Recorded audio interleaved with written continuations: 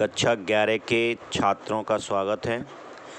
आज बात करते हैं चौथे चैप्टर में दोहरा लेखा प्रणाली लेखांकन की शब्दावली।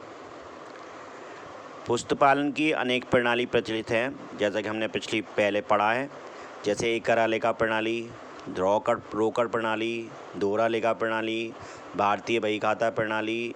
लेकिन वर्तमान में दोहरा लेखा प्रणाली ही सर्वोत्तम सिद्ध हुई है, यानी कि सबसे ज़्यादा प्रचलन इसी दोहरा लेखा प्रणाली का है। इसलिए वित्तीय क्षेत्र में जैसे बैंक, बीमा कंपनियां, औद्योगिक इकाइयाँ, वित्तीय इकाइयाँ में इसी प्रणाली का प्रयोग होता है। इस प्रणाली का जन के बारे में मतभेद हैं, लेकिन जहां अब माना यह जाता है कि 15वीं शताब्दी में इटली के वेनिस नगर में ल्यूकस पेसिमोली एक व्यक्ति थे, गणितज्ञ थे, जिनकी पुस्तक थी डी कंप्यूटाइज्ड स्ट्रक्चराइज का उसका प्रकाशन जब हुआ था, तब से इसका पुस्तपालन का जन्म माना जाता है, जिसको इसी किताब का 1544 में हैरिज ओल्ड कैसिल नामक अंग्रेज लेखक ने अंग्रेजी में अनुवाद किया था। इसके बाद 1785 में एडवर्ड जोन्स नामक अंग्रेज लेखक ने पुस्तपालन की अंग्रेजी प्रणाली तथा सहायक बहियाँ विकसित की। उन्होंने English system of book keeping नामक पुस्तक लिखी, जिसमें निरंतर सुधारों के बाद आज दोहरा लेखा प्रणाली लेखांकन की सर्वश्रेष्ठ प्रणाली के रूप में सामने है।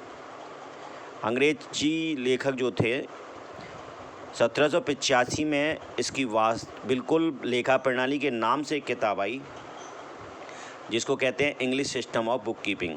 लेकिन उन्होंने सिर्फ इंग्लिश में ही इसको विकसित किया था और उन्होंने मुख्य किताब के साथ साथ सहायक बहियाँ भी उन्होंने ही विकसित की। अब बात आती है दोहरा लेखा प्रणाली में वित्तीय सौदे या लेन देन अथवा व्यवहार के दो अलग अलग खातों में लिखा जाता है। दोहरा लेखा प्रणाली में क्या करते हैं हम, हर लेन देन वित्तीय सौदे का जो लेन देन होता है अथवा व्यवहार होता है, उसके दो अलग अलग पक्ष में उसका लेखा करते हैं। प्रत्येक लेन देन के दो विपरीत पहलू या पक्ष होते हैं। एक पक्ष को डेबिट करते हैं हम और एक पक्ष को क्रेडिट करते हैं। जैसे अब एक उदाहरण के तौर पर चलते हैं।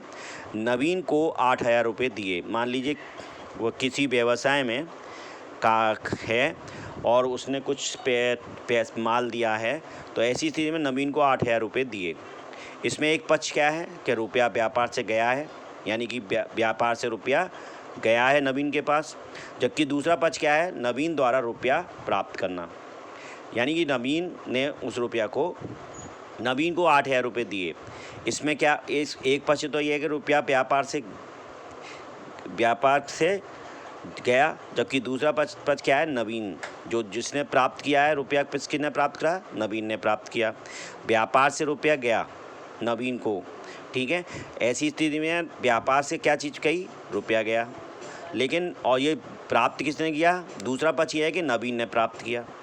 इस आधार पर एक पक्ष को ऋणी तथा दूसरा पक्ष धनी किया जाएगा। तो अब दोनों पक्ष हमें पता लग गए, यानी कि व्यापार से रोकड़ गई, ये तो हो गया एक पक्ष, और किसने उस रोकड़ को प्राप्त किया, नवीन ने, तो ये हो गया दूसरा पक्ष। तो एक पक्ष को हम यहाँ ऋणी करेंगे और एक पक्ष को हम धनी करेंगे। हमारी दोहरा लेखा प्रणाली में एक पक्ष ऋणी किया जाता है तो दूसरा पक्ष धनी किया जाएगा। दोहरा लेखा प्रणाली बही खाते की ऐसी वैज्ञानिक प्रणाली है जिसमें व्यापारिक सौदे के डेबिट तथा क्रेडिट दोनों विपरीत रूपों को निश्चित नियमों के अनुसार लेखा पुस्तकों में लेखा किया जाता है। हम अंत में ये निष्कर्ष निकाल सकते हैं कि एक दोहरा लेखा प्रणाली बही खाते की एक वैज्ञानिक प्रणाली है जिसमें व्यापारिक सौदे के डेबिट तथा क्रेडिट दोनों विपरीत पक्षों को निश्चित नियमों के अनुसार लेखा पुस्तकों में लेखा किया जाता है। अब बात करते हैं डेबिट शब्द की, जो हमने पढ़ा भी, एक पक्ष डेबिट किया जाता है, दूसरा पक्ष क्रेडिट किया जाता है। अब डेबिट और क्रेडिट की बात कर लेते हैं। डेबिट शब्द लैटिन भाषा के डेबिटम DEBITUM शब्द जिसका अर्थ है ड्यू फॉर दैट, उनसे दे। डेबिट डे आर, जिसको हम DR भी शॉर्ट में लिखते हैं। पूरा शब्द है इसका, ये डेबिट है। शब्द लैटिन भाषा के DEBITUM डेबिटम शब्द से है, जिसका अर्थ होता है ड्यू फॉर दैट, यानी कि उनसे दे। तथा CR क्रेडिट शब्द का लैटिन भाषा में अर्थ है ड्यू टू दैट, यानी कि उसको दे। उसको दे का मतलब है उनको देने हैं, उनसे देगा मतलब है उनसे हमें मिलने हैं।